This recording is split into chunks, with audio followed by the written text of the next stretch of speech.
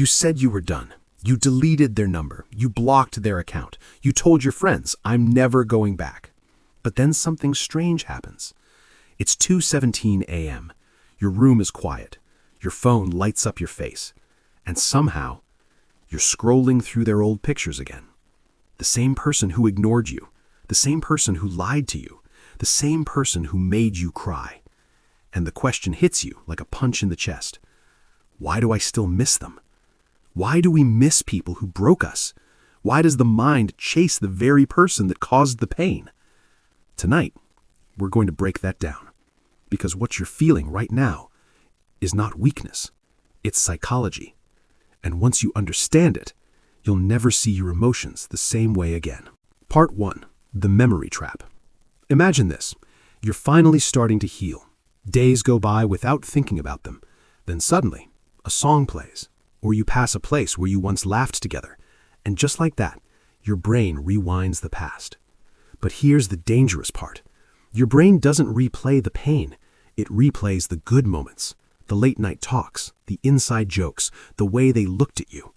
Your brain edits the story. It cuts out the nights you cried, the lies, the disrespect, and it plays the highlight reel instead. Psychologists call this emotional memory bias. Your brain protects you from pain by remembering the pleasure, but that protection becomes a trap. Because now you're not missing the real person, you're missing the edited version of them, the one that only existed in moments, not reality. 2. The addiction you didn't know you had. Here's something most people don't realize. Love activates the same brain chemicals as addiction. Dopamine, the reward chemical. Every text, every hug, every I miss you, your brain releases dopamine.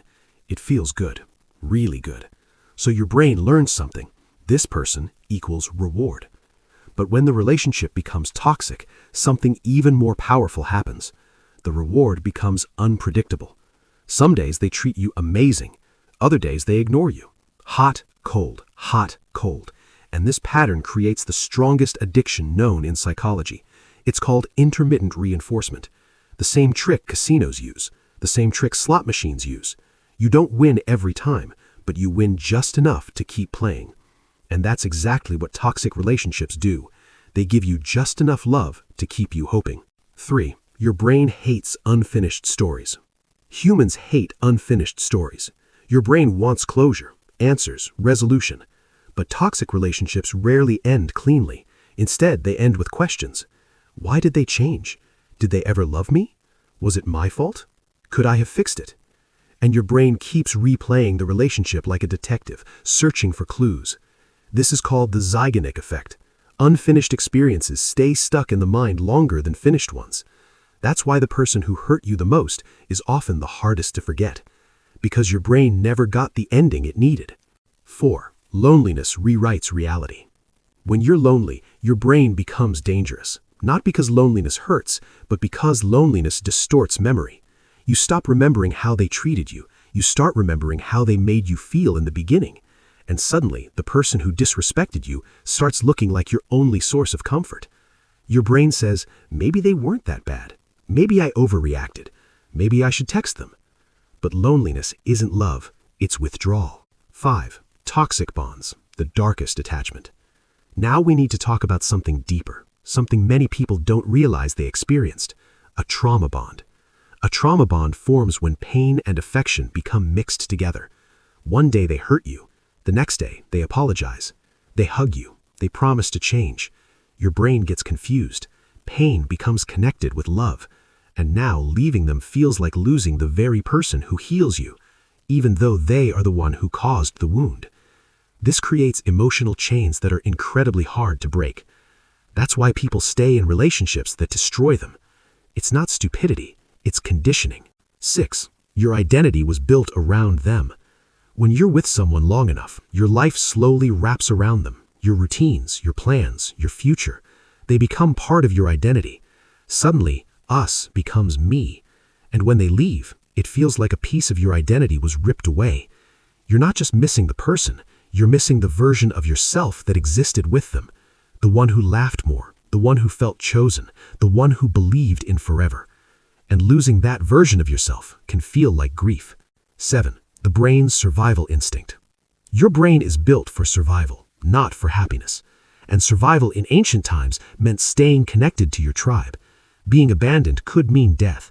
So your brain developed a powerful instinct, fight to keep connections alive, even toxic ones. That's why part of your mind keeps whispering, fix it, try again, don't give up. Your brain doesn't understand emotional abuse, it only understands attachment. 8. Why healing feels so hard. Healing isn't just emotional, it's neurological. Your brain literally built neural pathways around that person, their voice, their messages, their presence. Breaking up means those pathways suddenly lose stimulation, and your brain panics. It wants the familiar again, even if the familiar was painful.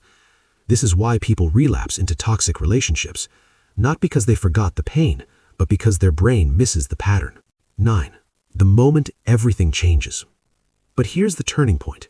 The moment healing begins. It's when you realize something powerful. You don't miss them. You miss the hope, the connection, the feeling of being loved. But those feelings never belonged to them. They came from you. Your heart created that love. Your mind created that hope. And the person who hurt you was simply the place you poured it. Once you realize this, everything changes. Because it means something incredible. You didn't lose love. You are the source of it. One day, you will wake up, and their name won't hurt anymore. Their pictures won't pull you in. Their memory will feel like a chapter, not your entire story. And when that day comes, you'll understand something that seemed impossible before. You didn't miss them. You missed the idea of what they could have been. And the moment you let go of that illusion, your life finally opens again. If you're watching this right now, still missing someone who hurt you, remember this. Your heart isn't weak. It's loyal. It loved deeply.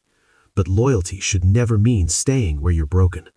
Sometimes the bravest thing you can do is not fighting for someone, but finally letting them go.